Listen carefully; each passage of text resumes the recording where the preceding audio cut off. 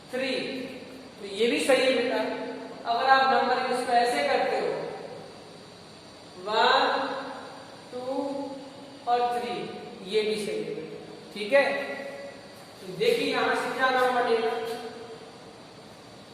कितने कार्बन की चेन बेटा, 3 कार्बन की, क्या बोलेंगे आप, प्रोप। सबके बीच में सिंगल बॉन्ड है तो क्या बोलेंगे, प्रोपेन। OH ग्रुप किस कार्बन पर लगा हुआ है, कार्बन नंबर 2 पर, तो क्या बोलोगे, प्रोपेन 2 प्रोपेन 2 और ये इसका बेटा IUPAC नाम हो गया। ठीक है बेटा, नेक्स्ट देखिए,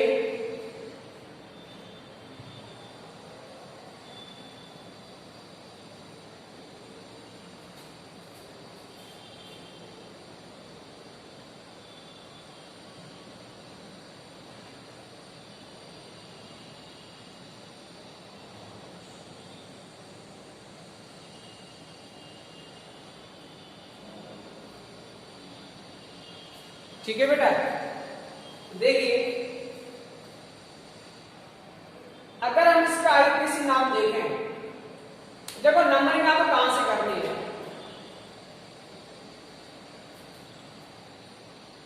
1 2 3 या 1 2 3 कहीं से करनी, तो क्या आएगा, देखो 2 पे क्या आएगा, मैथिल, 2 मैथिल, चेन में कितने कार्बन है, 4, तो प्रोपेन 2 और 2 मैथिल प्रोपेन 2 और ये इसका IUPAC नाम हो गया।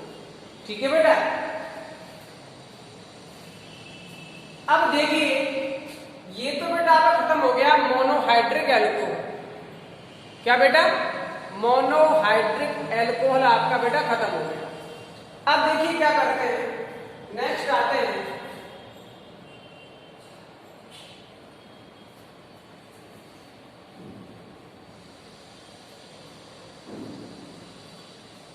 Die hydric alcohol.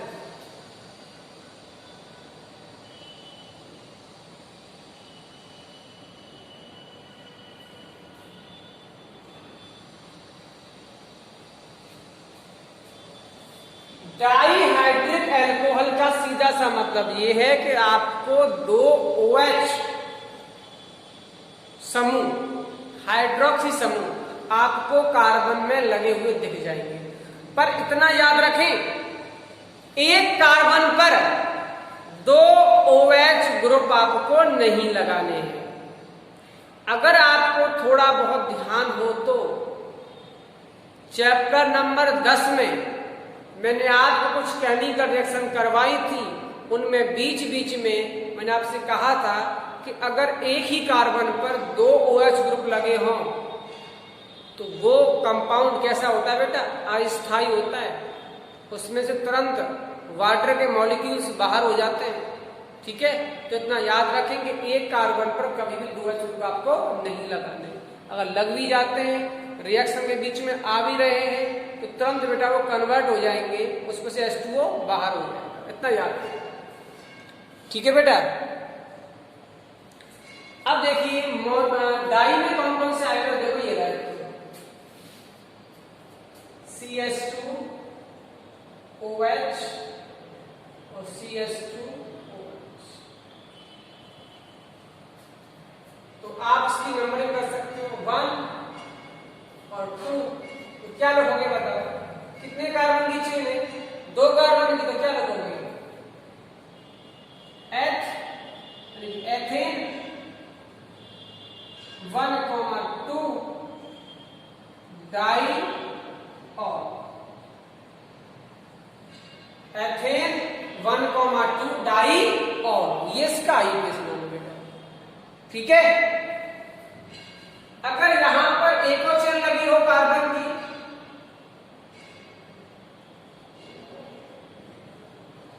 तो नंबरिंग कहीं से कर दो, 1 2 3, इसका नाम क्या हो जाएगा, प्रोपेन 1,2,3 ट्राई ठीक है बेटा, ये इसका आईपीसी नाम हो जाएगा। आगे देखिए, याद रखें किसमें आएगा, ट्राई हाइड्रिक एल्कोहल की कैटेगरी में आएगा, इतना याद रखना है, ठीक है।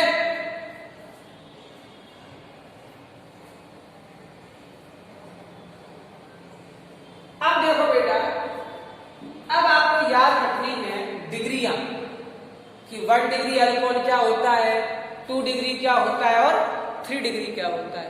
हालांकि मैं आपको 10वें चैप्टर में करा चुका था, बस यहां आपको मैं बता रहा हूं। देखो,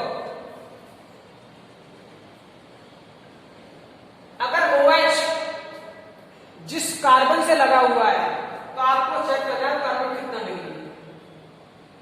अगर ये है तो OH जिस कार्बन से लगा हुआ है वो केवल एक कार्बन से टच है बेटा, तो ये कहलाएगा 1 डिग्री एल्कोहल। कोई दिक्कत? अगर OH समूह जिस कार्बन से लगा हुआ है, अगर वो 2 कार्बन से लगा हुआ है, अगर वो 2 कार्बन से लगा हुआ है तो इसे क्या बोलेंगे बेटा, 2 डिग्री एल्कोहल। और अगर यही OH समूह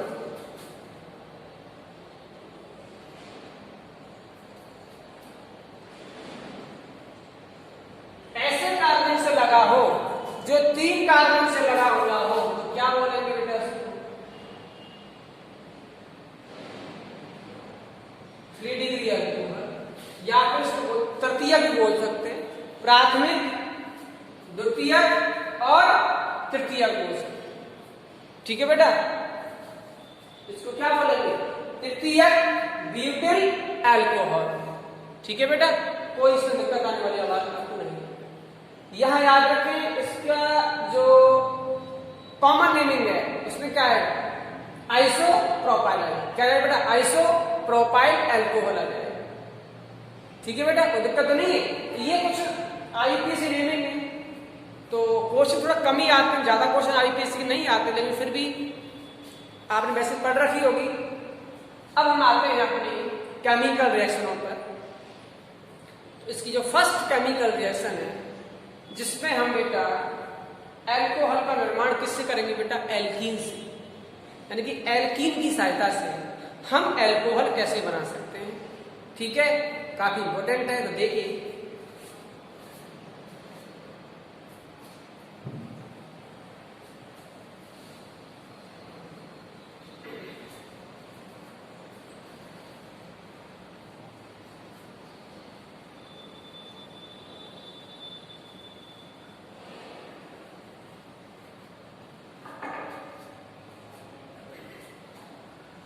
पहला इसमें आता है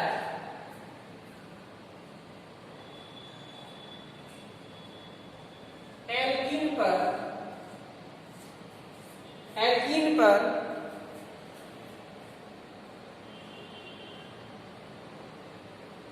जल योजन, एल्कीन पर जल योजन अम्ल उत्प्रेरक की उपस्थिति,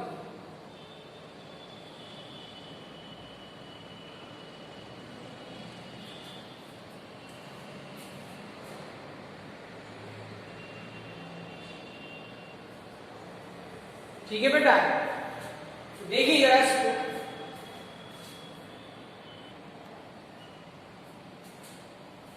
देखिए हम यहां एग्जांपल लेते हैं एल्कीन, जैसे कि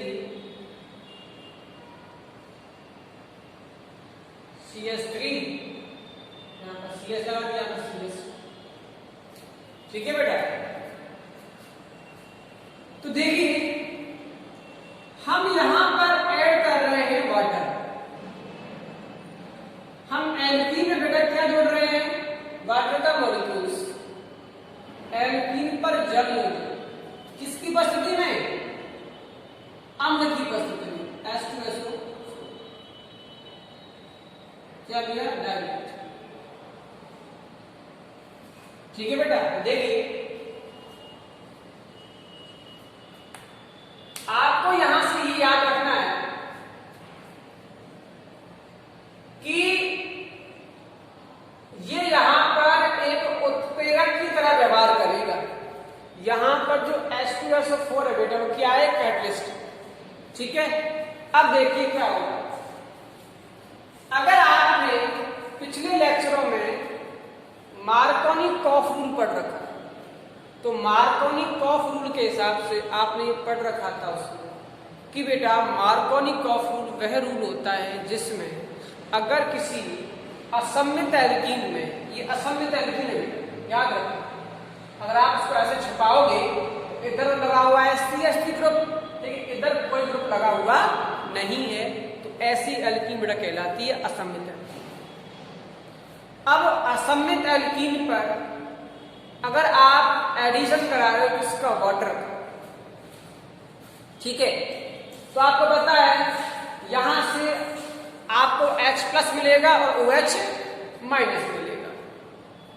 ठीक है, अब आपको इतना याद रखना है कि जो आपका H+ है, तो आप अब तक मार्कोनी-कॉफ रूल में ये पढ़ते आए थे कि अगर आपके पास असममित एल्कीन है तो असममित एल्कीन में जो डबल बॉन्ड वाले कार्बन होते हैं उस कार्बन में H तुम्हें वहां लगाना है जहां H पहले से ज्यादा है। ठीक है, और OH यानी कि माइनस वाला पार्ट, माइनस वाला भाग तुम्हें वहां लगाना है जहां H कम है। तो अगर हम इसमें सीधा मार्कोनी-कॉफ रूल लगा दें, मार्कोनी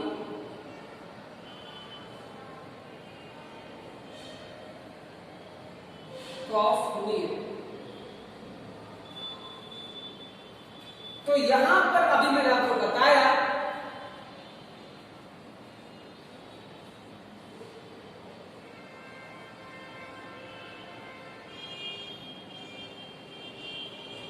कि H वहां लगाना है जहां H कम है, OH वहां लगेगा जहां H वहां लगेगा जहां H पहले से ज्यादा है, और OH वहां लगेगा जहां H पहले से ही कम है। तो यहां से आपका प्रोडक्ट क्या बनेगा बेटा, ये बनेगा CH3 CH OH और CH। ठीक है बेटा, तो ये आपका बन चुका है क्या, इसे क्या बोलेंगे, ये आपका है बेटा प्रोपेन टू ऑल। क्या बेटा, ये प्रोपेन टू ऑल। तो ये तो बेटा आपकी एक नॉर्मल सिचुएशन हो गई कि अगर आपको असममित एल्कीन दे दी जाए और उसमें आप वाटर का एडिशन कराओ, प्रेजेंस ऑफ एसिड, अम्ल उत्प्रेरक, तो आपका जो प्रोडक्ट बनता है वो मार्कोनी-कॉफ रूल के हिसाब से बनता है, जहां पर आप डबल बॉन्ड वाले कार्बन पर H वहां लगाते हो जहां H पहले से ही ज्यादा है, और OH यानी कि माइनस वाला पार्ट आप वहां लगाते हो जहां H पहले से कम है। ठीक है बेटा, लेकिन मैं आपको बता दूं कि मार्कोनी-कॉफ रूल सब जगह लागू नहीं होता। ठीक है, मार्कोनी-कॉफ रूल सब जगह लागू नहीं होता। जैसे कि अब मैं आपके सामने एक एग्जांपल लिखूंगा, तो देखिए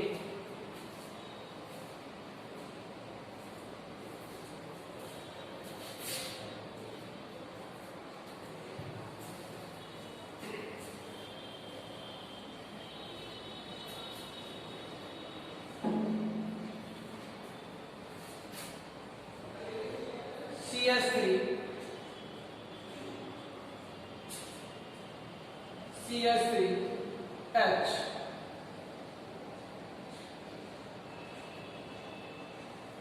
ये ठीक है बेटा, ये क्या है, एक अनसिमेट्रिकल, एक असममित एल्कीन का एग्जांपल है। और आप बेटा किसका एडिशन करा रहे हो,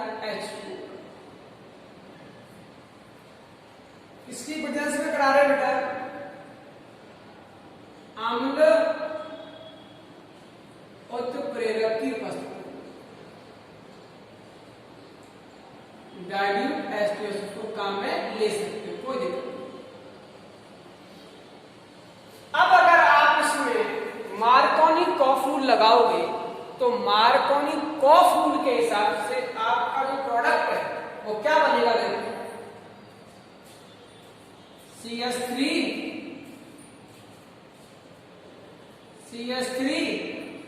यहाँ H है ये, फिर आपका CH और CH2। अगर आप मार्कोनी कॉफूल लगाओगे तो H कहां जाएगा, जहां H पहले से ज्यादा है तो यहां तो लगेगा H, ये बॉन्ड टूटेगा और यहां लगेगा OH। यानी कि आपका इस रूल के हिसाब से जो प्रोडक्ट बनेगा वो क्या बनेगा, देखो CH3 CH CH3 CHOH और यहाँ पर CH, ये आपका इसमें प्रोडक्ट बनेगा। ठीक है बेटा, ये स्थिति जब है जब आपने अपना मार्कोनी कॉफूल लगा दिया। ठीक है बेटा, अब आप इतना याद रखें बेटा कि मार्कोनी कॉफ बेटा सब जगह नहीं लगता। ये मैंने आपको शायद 10th जो 10वां चैप्टर था उसमें भी मैंने आपको बताया था। ठीक है, तो अगर आप देखें, अगर आप इसकी मैकेनिज्म देखें, अगर आप इसको अभिक्रिया की क्रियाविधि देखें तो आपको बड़ा क्लियर हो जाएगा कि इसमें ये प्रोडक्ट नहीं बनेगा। ठीक है, देखिए कैसे होता है।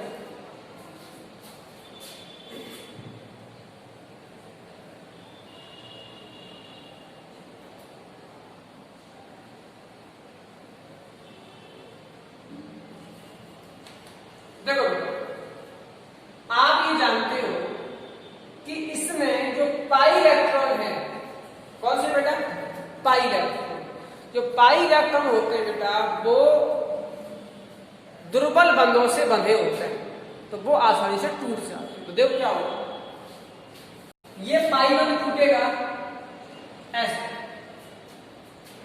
देखो क्या बनेगा, यहां से बनेगा CH3 CH, ऊपर CH3, यहां पर H और CH, बॉन्ड हो गया ब्रेक और यहां से बना आपका CH2। इलेक्ट्रॉन आएगा यहां, इस पर चार्ज कैसा आएगा, नेगेटिव, यहां आएगा। ठीक है बेटा, आप इस पर कौन अटैक करेगा बेटा, अब अटैक करेगा H+, इसके ऊपर, इसके ऊपर, तो यहां से बनेगा आपका CH3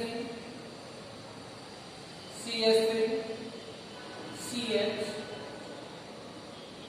प्लस और यहां बनेगा C।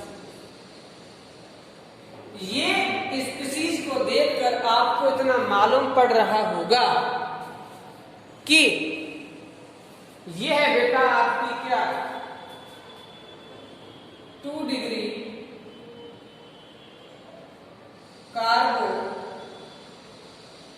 कहता है, क्या ये है आपके पास 2 डिग्री कार्बो कहता है। ठीक है बेटा, और अगर मैं आपको बता दूं, अगर आपने 11th में ढंग से पढ़ा होगा तो आपको पक्का पता होगा कि जब कार्बोकैटायन बनता है तो उसमें बेटा पुनर्विन्यास की स्थिति आती है। पुनर्विन्यास का मतलब क्या होता है बेटा, इसका मतलब होता है कि HCH3 और एक फिनाइल ग्रुप ये बेटा आसानी से प्रतिस्थापित हो जाते हैं। कहने का मतलब अगर आपके पास रिएक्शन के बीच में 2 डिग्री बन रहा है कार्बोकैटायन और अगर आप H को हटा के चेंज कर दें या फिर CH3 को चेंज कर दें और चेंज करने के बाद अगर 2 डिग्री से बन रहा है 3 डिग्री, तो फिर वहां पर वो ग्रुप आसानी से चेंज हो सकता है। ठीक है बेटा, और अगर 1 डिग्री है और 1 डिग्री से 2 डिग्री बन सकता है तो आप उसे बना सकते हो। जैसे अगर इसमें आप गौर से देखें तो देखो ये है आपका 2 डिग्री। अगर हम इस h को यहां शिफ्ट कर दें, इस h को हम कहां शिफ्ट कर दें, यहां शिफ्ट कर दें, तो क्या ये नहीं बन जाएगा? देखो जरा CH3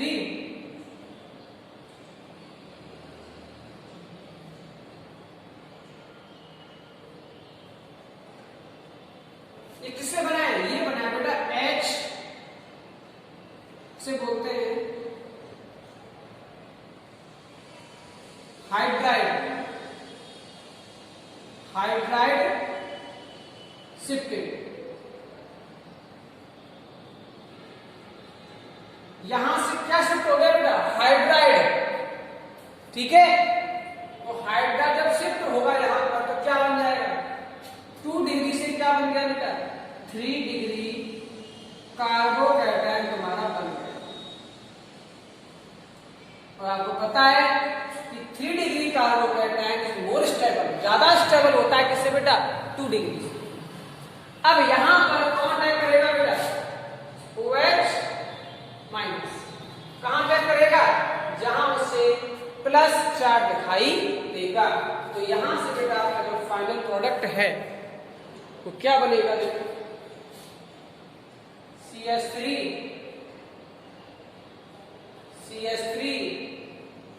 OH CH2,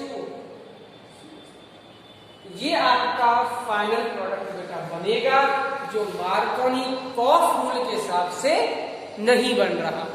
ठीक है बेटा, तो आप इतना याद रखें कि मार्कोनी कॉफ रूल सब जगह फॉलो नहीं होता है। ठीक है, कहीं कहीं लग जाता है, कहीं कहीं नहीं लगता। ठीक है बेटा, तो ये है आपका एल्कीन पर जल योजन अम्ल उत्प्रेरक की उपस्थिति। ठीक है बेटा, यानी कि आपने एल्कीन से क्या बनाया बेटा? आपने अल्कोहल का निर्माण किया। ठीक है बेटा, अब आपके आगे इसमें आता है हाइड्रोबोरेशन, एक नया मेथड है अल्कोहल बनाने का, जिसे बेटा हम कल डिस्कस करेंगे। ठीक है बेटा, थैंक यू।